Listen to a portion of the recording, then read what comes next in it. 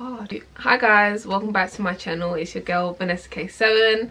Of course, as you guys can see, you already know, and I'm here with another video. I hope everyone's doing okay. I hope that my black people are doing okay as well. It's been a very overwhelming week. If you are a subscriber, thank you so much for understanding a time like this for us.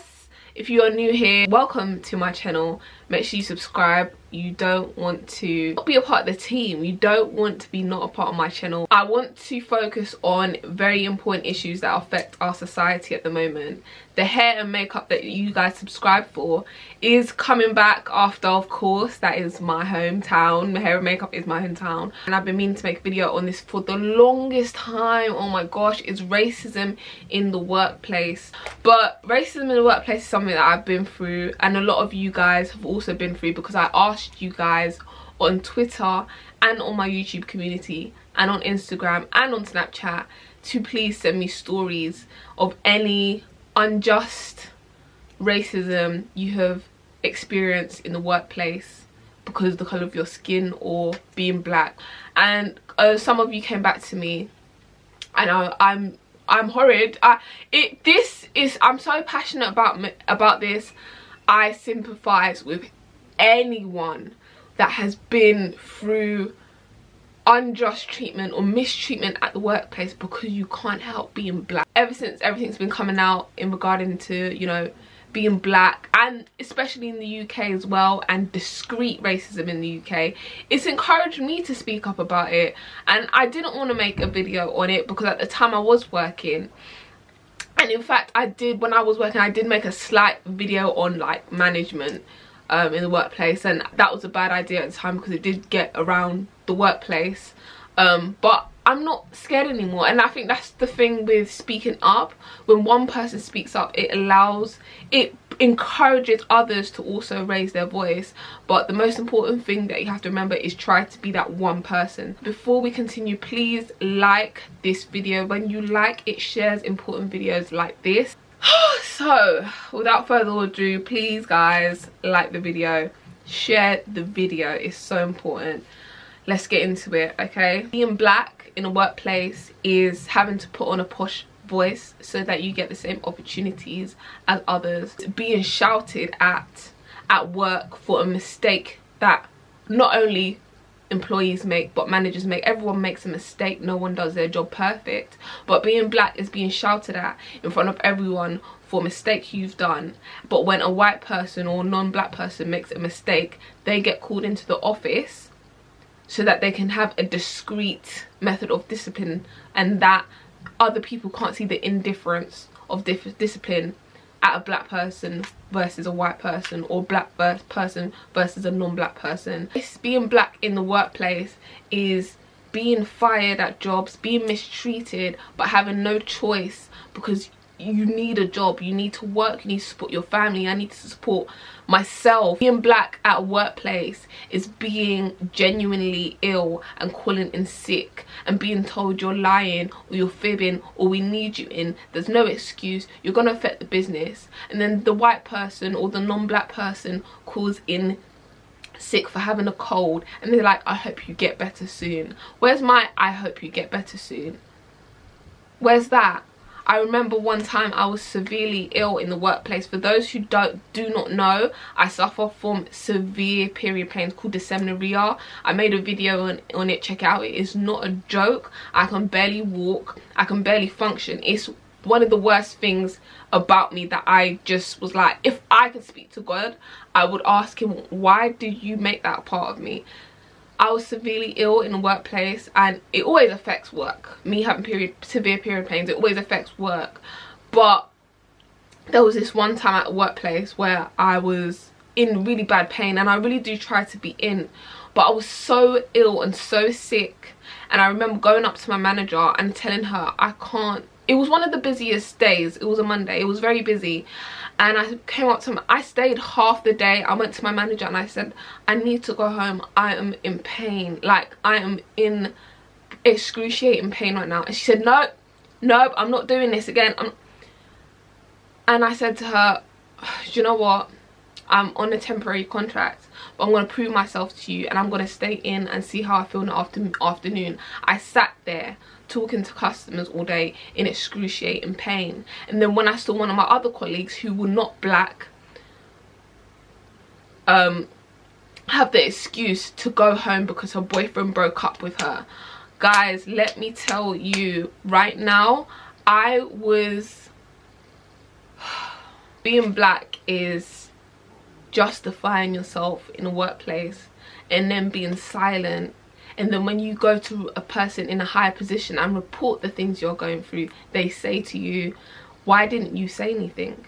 You never expressed yourself. You never said this. You never raised this concern. Like, it was like, oh, it was like a lost situation. It can never be one thing and be, it was just crazy. Oh my god, not even to get back at anything, because obviously you are working for someone else and that wasn't my issue. Working for someone else wasn't my issue. Even though I do YouTube, I always thought in my head I do want to make a career out of climbing my way through someone else's business. But the treatment, I don't understand why the equality policy in a workplace is the most overlooked policy in the workplace. After you speak up on the way you feel being black, there's no way you could even say, I feel like you guys are being racist. You will be fired a day after that, or they will find something to fire you for after that. Now, I will say this, I don't know how long this video is going to be, by the way, guys, but it's worth every minute. Not all workplaces are racist. In one of my workplaces, when racism was at hand from a manager or colleague, it's like, no, everyone turned a blind eye. Everyone turned a blind eye, and I'm just like, are you guys being serious right now?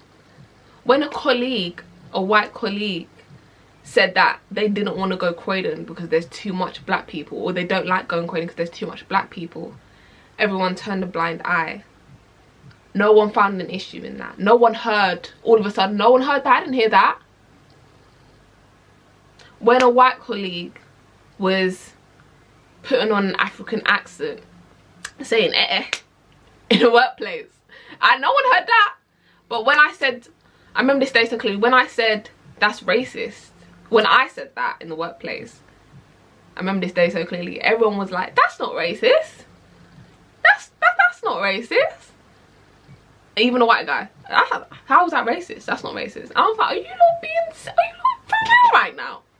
To comedize, I don't know if this is the word, but try and mute and comedize the whole situation, he started to do different racist accents. He started to do Indian accent. He started to do, just to comedize it, to make it everything a bit more funny, to make it like a joke, humorize it. And I'm like, you not being for real. When that same person, that racist in the workplace, said things like, I don't like black girls, or he'll be showing a picture of a black person on the screen and be like, how can someone be that dark? And I didn't talk to him, by the way. After I realised he was a racist, I didn't speak to him at all, actually. In fact, I hated his guts, to be honest. We didn't speak. After he said that, I went to my manager and I said, we were speaking about me, but then I just brought up the topic. I was like, Ellen, Sam said that he doesn't like black girls. And I said to my manager, I even sweetened it up for him. I said to my manager, do you know what, it's his preference, like, it's his preference, so I don't even care. But I don't even know why I sweetened it up for him, because he specifically said he doesn't like black girls. And at that moment, I knew I had done a mistake, because there's a difference between preference and racism. He didn't have to say that he does not like black girls. Say what you do like. Don't say what you don't like. Why? You know there's a black girl in your presence. So for you to say that, I knew he was directly being racist to me. He couldn't just say, I don't like you, Vanessa. So he said, I don't like black girls. But I was like, I don't think anyone cares what you don't like. Say what you do like. If you're really having a normal conversation about your preference in women, say what you do like. You could have easily just said, I prefer white girls, and kept it moving. I wouldn't have an issue with that. But you want to highlight the fact that you do not like me, basically. Throughout it all, I just kept a clean heart. I was innocent. I never was rude to anyone, because prior to me working, I've had the talk from my parents that be professional, be polite. As a black person, you have to, they give you the black person prep before you work, before you go to school. So I had that already. So in my mind, I know I'm not gonna come to work, I'm not gonna act, I'm not gonna speak any slang that I would speak to my friends outside of work. I'm not gonna be unprofessional, I'm going to be extra professional. So I knew throughout the whole time I was experiencing mistreatment and racism that it came from such a dark place, because I would never, not once, was disrespectful in any manner. God knows my heart so much. He knows exactly what. So here's my stories. So I was working, it was government work, and I started, and I was proud. I was so happy to have that job, because I think the opportunity I got and I had was one of the best on my CV. This job was everything. I wanted this job so bad, and I was so happy to have this job. It was just the best thing that ever happened to me. So I started, and then 4 months in, about a month in, they said there's not going to be another apprentice that's going to start soon in 4 months. So I got started before this other apprentice, 4 months before her. I started, it was great, things were good. And then this new apprentice came, and she happened to be related to the manager's daughter. She was basically related to a higher position in the workplace. I was like, this is just classic, isn't it? This is just classic. And she was white, of course. I thought she couldn't just be white, she had to be related at the same time. And it's hard when you work with people who are related to other people in the workplace, because they are more at an advantage. They never told me that she was related to anyone in the workplace, and I think they purposely did that because they didn't want me to feel any type of way. So when she started, everything was cool, and then I started to be treated differently. I feel like when a mistake happened, it was automatically directed at me. I feel like when something went wrong, we were supposed to be working as a team, as 2 apprentices. When something went wrong, it was Vanessa. Why isn't this how it was? And this job was so important. It was one of the best jobs, but it was so important because it was creating public records. So it was crucial. Accuracy was so important, but I had that, and I was prepared to train for it.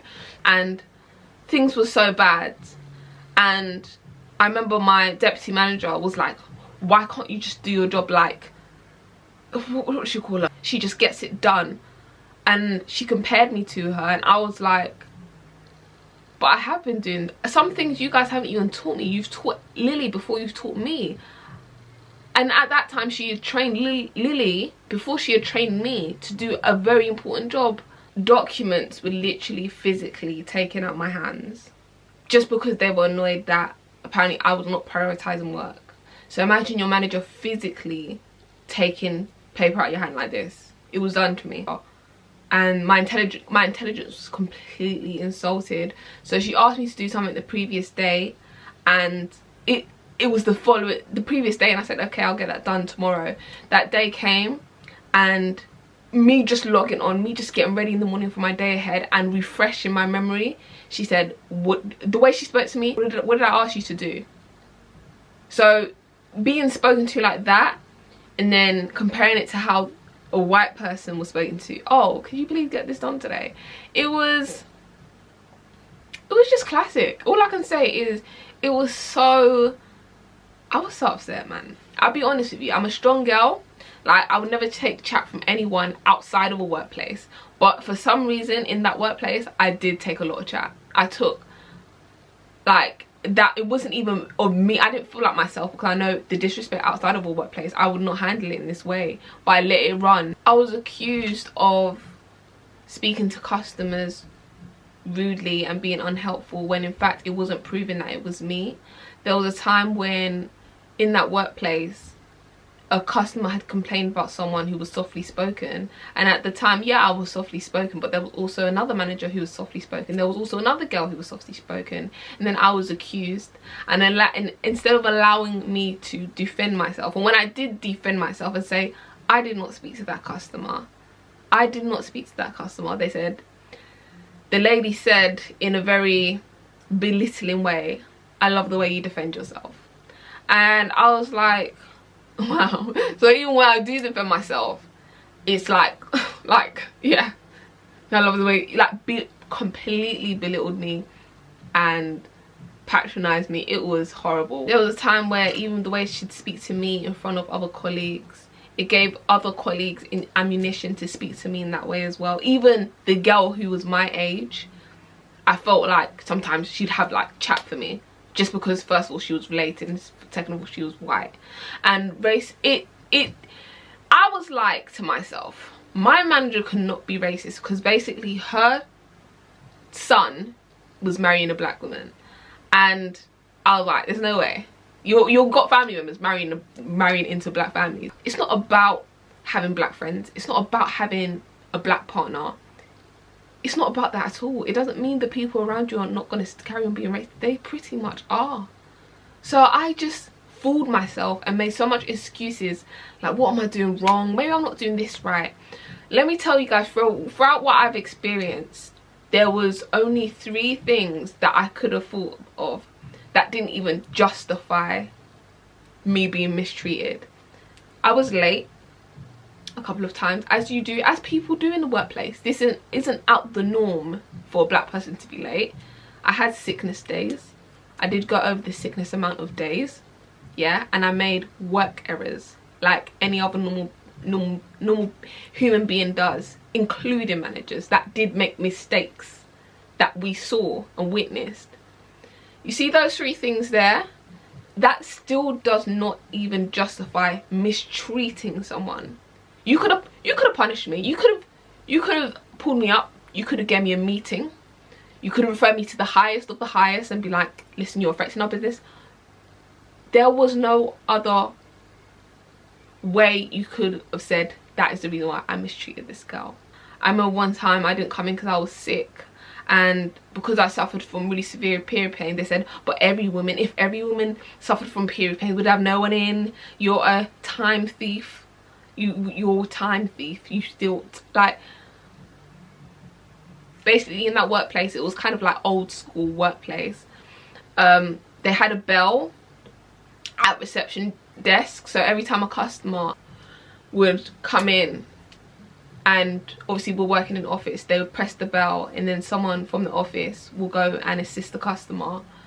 There was a time when that bell kept going off and it was always me going to assist the customer, and it felt like, I don't want to be so cliche and cringy about it, but honestly it felt like a slavery belt. And when one thing wasn't done right, one thing, they never praised me for anything I did right. They never praised me for the passion I put into my work, because I loved it so much.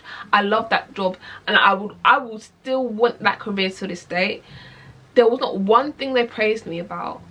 Everything was like, that was expected anyway, but we're gonna pull you up in this. Sometimes when other colleagues that were non-black made mistakes, do you know what? That workplace was funny because they picked on vulnerable people.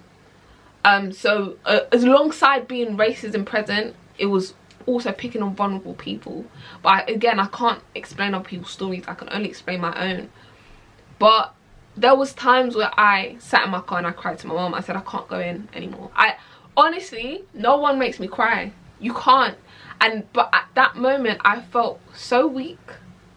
I sat in my car after work and I cried so bad. My eyes were puffy the next morning. And my colleague came to me the following morning, one of my lovely colleagues who actually spoke up for me in a lot of instances. She was white.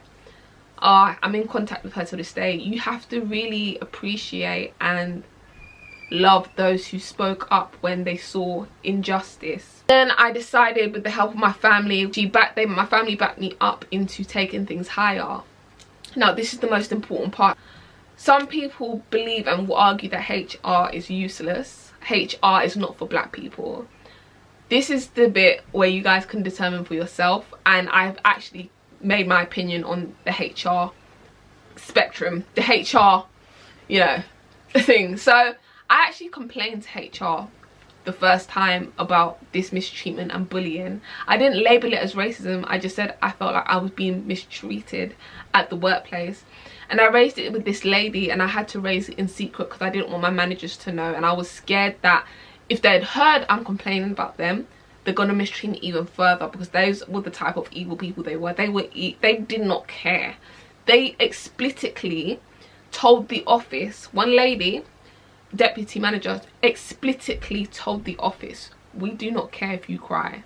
They said that out loud. And I noted things like that. So as I was being mistreated, I noted the day, the incident, and what happened. So I made my own personal book of mistreats. So I complained to HR for the first time, and I spoke to this lady in my I think it was my working time, my apprenticeship working time, where I was away from the office for about 2 hours to do my studies. And I almost broke down in tears, but I couldn't, because we was in like a staff area. I was explaining what happened to her and all the things that I went through and stuff. And her solution was a mediation, where I was in the room with my managers and I explained and expressed myself. I automatically said no. I said, there's no way. I ain't doing that. There's no way. I didn't say that to her, but in my head I was thinking, there's no way I'm going to do that. But what I did say to her is, do you know what, it's okay. I'm just going to see how it's going to go. And yeah, we left it as that. And then things got really bad, and more bad, where I became really depressed. And I felt like the mistreating wasn't coming from my manager, it was coming from colleagues. And then the colleagues that would stand up for me, they separated me from. It was a lot. So I took it further to HR once I decided to resign from the job. Now when I resigned from the job, because I knew I was leaving, that's when I expressed why I was leaving and what I was going through. And then I had a meeting with the manager, and she actually confirmed that everything I was saying was right. And sometimes she even felt like I was being mistreated unjustly in the workplace, because her daughter, who was also working in the workplace, so this whole family, also said that she noticed sometimes that I would be shouted at for no reason. So she confirmed everything. So it's not that she didn't know what she was doing or know what was being done, she just didn't speak up about it. And I wanted to cry even more, because I was just like, oh, it's so hurtful when you are innocent. It's like you are being accused of murder and you're completely innocent. It's the most hurtful thing to wrongly accuse. It's the most hurtful thing to treat an innocent person with no reasonable, like, there's just no excuse for it. So when she told me that, I was like, I just knew. There was no doubt in my mind that you didn't know. And when she would finish shouting at me, this particular woman, or she'll finish mistreating me or grabbing things out my hand, she'd apologize, but she'll do it again and again. It's like, oh, I'm sorry, I didn't mean to do this, but I'm gonna do it again. Like, there was no remorse. She didn't care. So when I handed her my resign letter, she was really shocked. I really liked and hated this lady at the same time, because she was funny. She was like, I just found her really she was such an interesting character, and she built my character a lot. This lady, I've no hate in my heart for her, but she built me, some of me, who I am today. She was really shocked that I was leaving, and then she told the senior manager, and I had given a 2 weeks notice period, because I wanted to leave to my other job that I just had to find something else to do. And the manager called me and said, for a meeting, this is the senior manager, she called me and said, for a meeting, and said, do you have anything to say? And I said, no, I don't. I just say, I thank you for the experience, but I don't have anything to say. Because behind her back, I was referring this case to HR because I was leaving. So I said, I have nothing to say to you. Within those 2 weeks when I was gonna leave, you would have thought things got better, but they got so much more worse. So basically they was trying to cut my salary from the days I was being sick, and they was just trying to basically make me leave with nothing. They was trying to cut my salary. So you would have thought someone who read my resignation letter, where I expressed that I was being mistreated and the training was done this way, I expressed everything that I went through, you would have thought someone had a little bit more remorse for me. They tried to cut my salary. I left there with so small money that they didn't even tax me. So once I left the workplace, I was still dealing with HR, and HR called me for a meeting, and I expressed everything that went on, because I also had the document where I noted down every day and time an incident of mistreatment that happened to me. So I had that as evidence, and I'm so glad I did that, because I would have forgotten everything, and everything would have sounded sweeter than it actually was. So that's a tip, guys. If you are being mistreated, and I'm not talking about if you're being told off for a mistake, that's not what I'm talking about. I'm talking about if you are being treated indifferently to another colleague when you've done everything right, but they just couldn't help but mistreat you for who you are, and because they had no, that's what I'm talking about. It's very important to write things down, have dates, times. It's so important. So I had a meeting with HR, and we spoke about the whole incident. And I wanted to cry again. The meeting with the HR was diverse. There was white ladies and there was a black lady. I think there was a black lady and 2 other white ladies, but it was, I say that's diverse because there's another race, there's different races. And I explained everything. I basically want to say to those who don't believe in HR, when you're taking a case to HR, you have to build a very strong case to where they cannot do anything about it. They have to do something about it. My case was so strong, and they spoke to witnesses. Until this day, I don't know who they spoke to as a witness from the workplace, but and I don't know what they said. I don't know anything about what the witnesses said, but I still got a resolution for me. I feel like it could have been a bigger resolution, but because they knew how extreme it was, they just wanted to get everything over and done with so quickly. And I want to say, come correct with HR. Do not do nothing because you have followed what Twitter said and said HR is not for black people. HR is this. It's human resources. HR does not do anything to help you when you are rightly in the right and you have experienced workplace issues that are affecting your, going so hard it's affecting your mental health. Do something. There are people higher than people that are higher than people that are higher. They obviously spoke to the ladies that were mistreating me, and I wanted to hear why they're treating me like that. I wanted to hear their reason for it. And they basically summed up, said, I had no idea you was feeling that way. If you had spoken up sooner, we could have addressed these issues at hand. I said, no. I said, crap. That was wipe my ass and stick it. I was like, I'm not having this. There was no justification for it. There should be a system within HR or some sort of program that is able to protect employees in their businesses that speak up on issues. Basically, one of my manager's car wing mirror or something was scratched on her car, and she thought it was me.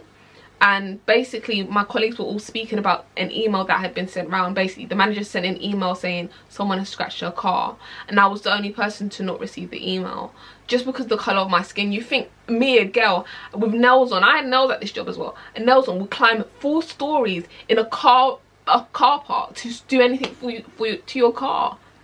There was a time where she wouldn't even park her car in sight. Like, I would just park my car and go to work. She wouldn't even park her car in sight. And then going from that job to another job that had slightly the same, but less, it was less racist, but I was still grateful that it was less racist and it was more diverse as well. But it was still, again, a very hard time for me. But even though there's just so much more detail I can go into, that's all I really wanted to share, and that's all I really have time to share, because I really want to share some other stories of you guys that have sent me messages of experiences you've had in your workplace. So I'm reading this story from a young lady called Tiffany, a young black lady called Tiffany, who said that they were she was being the only black person at work, and she had to work harder than Caucasians, and she wasn't recognized. And later she saw Caucasians being rewarded, and she saw Caucasians being rewarded with raises and other things for nothing. Then she left her job. I totally understand where you're coming from, because there were so many times I've had other non-black colleagues get rewarded, and it's so important as a manager, and I've looked under policies before, that it's important that a manager builds relationships with their colleagues and praise them, and, you know, encourage them, because when you praise a colleague, they want to work for you. When you give them the right discipline, I'm sure I wouldn't make a fuss over some discipline, but also recognize when they are working so hard, you know. There's another lady called, what's her name? Young lady, I don't have her name, I'm really sorry, I even forgot to ask her for her name. But basically, she's even sent me some receipts. She got receipts, y'all. She contacted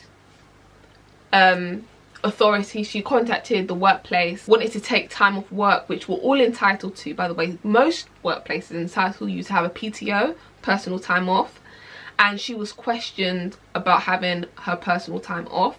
And then another colleague of hers requested a personal time off and was not questioned at all. So she raised these issues in an email stating exactly what was said to her. And she also stated in the email that she was being treated unfairly, and she's very uncomfortable in the job environment, and she is sadly thinking about putting in her 2 weeks notice. This sounds similar to my story, but I'm gonna read, I really respect this. So in response to raising the issue, for those who think, why don't you just raise the issue, she expressed herself saying how speechless and disappointed she was, and she was very saddened. So this young lady is expressing to a senior position how she feels as a colleague in your workplace, and her response from a senior position is, I'm sorry to hear that you have decided to leave. We accept your resignation. The person that you had the incident with is going to coordinate the client, so it's actually going to have to communicate with you again, and you'll be paid through on this day, and we will work out your official last day in the office. Another incident from one of yourselves, I don't know what your name is, but I'm really sorry, I didn't even ask you. She said, I got fired and threatened for being pregnant. I was a cocktail waitress at 2 different casinos in South where they wanted black faces but not black people. My manager told me my hair looked a hot mess one day when I wore it natural.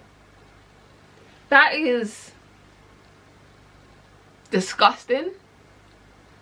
That is sad. That is, I'm feeling for this young black girl, of how she feels of having to be told that her hair doesn't look nice in its natural state.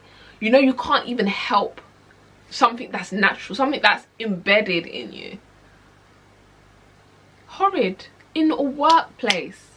In a workplace. Another young black lady commented to me, I have quit my job, worked for a company that had an employee with not 1, not 2, not 3, but 4 verified racial complaints.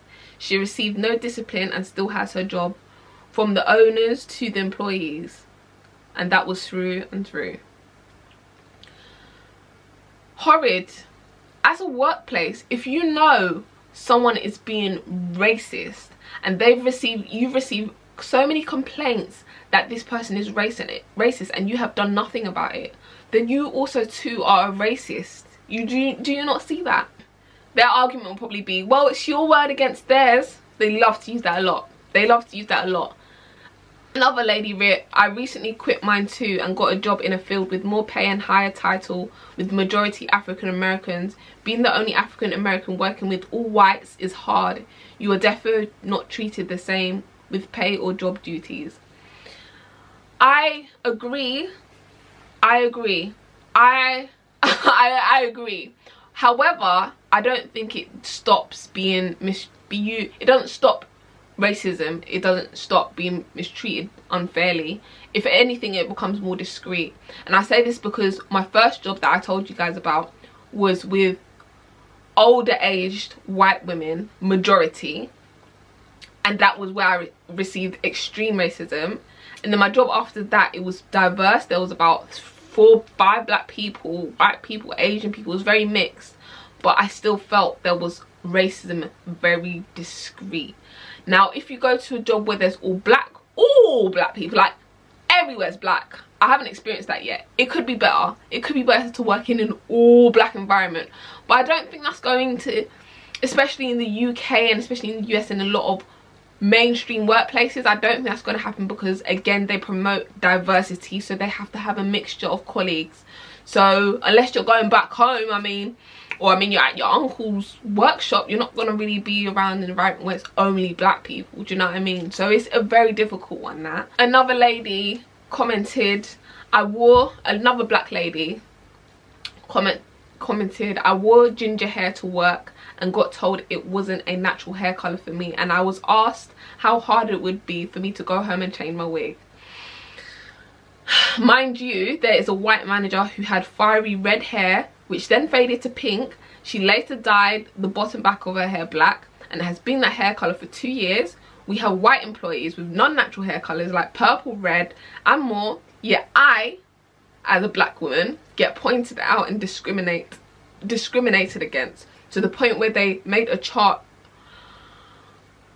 They made a chart of all the hair colors that aren't allowed, amber being one of them, along with red, purple, green, pink, yellow. But check this out, there are still people who have had hair purple and other colors, yet I am told to never wear that hair color again. A natural hair color, all the other ones not even natural. And also, one of my managers had pulled me aside whilst I was in tears and told me to get over it. Oh my god, I shouldn't be using the Lord's name in vain. God, I'm sorry. Oh my word. Oh, it would be different if they banned everyone wearing their hair a certain color. I'll be honest with you, that would be fine. I wouldn't have no problem against that. But from when you've told one person to not do something, yet others are doing it, it looks like discrimination. It is unfairness. Another young black lady, this is a personal friend of mine actually, who went through a disgusting experience in her previous workplace, Rachel. They both started at the same time. Of course, the other girl was white, and they both didn't have security clearance, so they obviously had to be searched before they're going into work. When you work in government or important workplaces as such, security clearance, fair enough, so they have to search you. So they both started at separate times, so the officers waited till they both started before they did the security check and clearance, as you do. Makes sense. So at training, they asked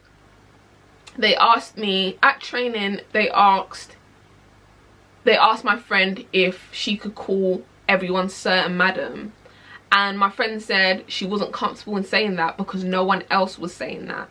So fair enough, I can honestly say fair enough to that, because why am I going around calling people sir and madam if the rest of the colleagues are not calling people sir and madam?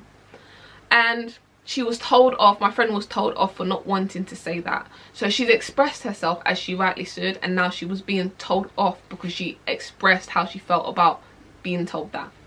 Then the manager was telling my friend to clean and get coffee and all these extra duties aside from her job.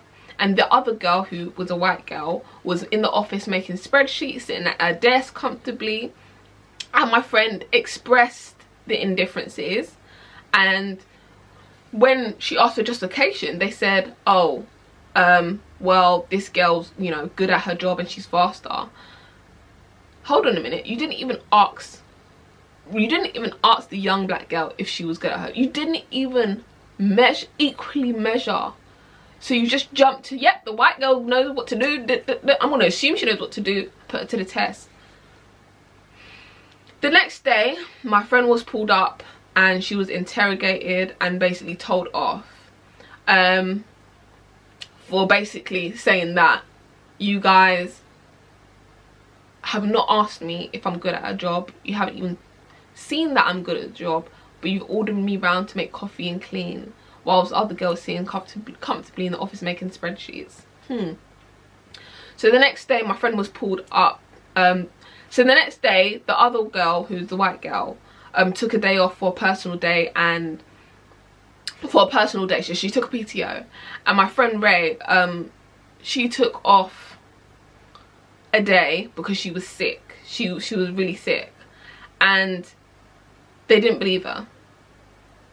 They didn't believe her. They told her she had to come into work. So my friend, I'm so proud of my friend actually, because there's so many people that have actually expressed how they feel about being mistreated and discriminated against in the workplace, but I actually didn't. So I have to give props to people that did. But I want you guys to see what happens once you do, as a black person, express your concerns. So my friend expressed that she wasn't being treated fairly, and so they set up a meeting, and in that meeting they fired her. They fired her for expressing herself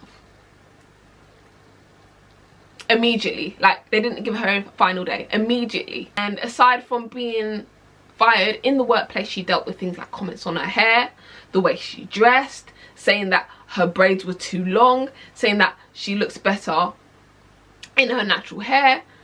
Horrid, horrid. We want to make something out of ourselves as black people, of course. Who doesn't? We want to go to work. And sometimes it just makes me think that it forces, not to say it's a bad thing, but it forces so many much more black people into it forces so many more black people into entrepreneurship, which is crazy. And I understandably, why would you want to set yourself, you just experienced racism in a workplace, and because you need the money, you need to support yourself, you need to support yourself, you need a future, you have to apply for another job in the hands of another white man and pray and hope that this isn't the same as the last. But there's nothing you can do, I just have to keep applying. Why would I want to work for a racist workplace? Why would I want to work in a place where I'm being discriminated against? I might as well just start my own business, so I am my own boss and I can treat myself the way I deserve to be treated. There was also another young black lady who messaged me, thank you so much for getting this in, who sent me this as I'm recording right now. She said she was able to sue one of the largest law firms in the UK for discrimination and constructive dismissal after being mistreated within the workplace for 3 years. She received over £10,000 in compensation following tribunal, but was then blackballed from every single law firm in her area following the lawsuit. She had a whole change in her career path because she highlighted discriminatory issues. No other law firm would hire her following this. Thank you so much for highlighting such important issues.